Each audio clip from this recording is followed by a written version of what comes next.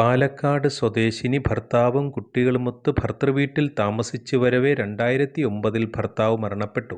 ഭർത്താവ് മരിച്ചതിന് ശേഷവും കുട്ടികളുമൊത്ത് ഭർതൃവീട്ടിൽ തന്നെ താമസിച്ചു വരികയായിരുന്നു. എന്നാൽ ഭർതൃവീട്ടിലുള്ള മറ്റുള്ളവർക്ക് അതിഷ്ടപ്പെട്ടിരുന്നില്ല. ആ സ്ത്രീക്ക് സ്വന്തം കുടുംബോഹരി ലഭിച്ചിട്ടുണ്ടെന്നും അതിൽ വീടുണ്ടെന്നും അതിലേക്ക് താമസം മാറണമെന്നും അവർ ആവശ്യപ്പെട്ടു. ഭർത്താവിൻ്റെ അമ്മയിൽ നിന്നും സഹോദരങ്ങളിൽ നിന്നും പീഡനങ്ങളുണ്ടായി. വീട്ടിൽ നിന്ന് പുറത്താക്കാൻ ശ്രമിക്കുകയും ചെയ്തു. തുടർന്ന് മജിസ്ട്രേറ്റ് കോടതിയിൽ യുവതി പരാതി ബോധിപ്പിച്ചു.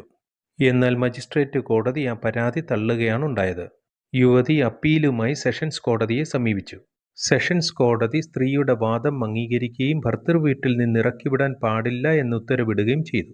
ഭർത്താവിനോടൊപ്പം ഒന്നിച്ച് താമസിച്ച വീട്ടിൽ നിന്ന് പുറത്താക്കാൻ ഭർത്താവിൻ്റെ മാതാവിനോ സഹോദരങ്ങൾക്കോ അധികാരമില്ല. വിധിയെ തുടർന്ന് ഭർത്താവിൻ്റെ ബന്ധുക്കൾ ഹൈക്കോടതിയെ സമീപിച്ചു. ഹൈക്കോടതിയിൽ അവരുടെ വാദം സ്ത്രീക്ക് സ്വന്തം കുടുംബത്തിൽ നിന്ന് വീടും വസ്തുവും ലഭിച്ചിട്ടുണ്ട്, അതുകൊണ്ട് ഭർത്താവിൻ്റെ വീട്ടിൽ അവകാശമില്ല. സെഷൻസ് കോടതിയുടെ ഉത്തരവ് റദ്ദ് ചെയ്യണം.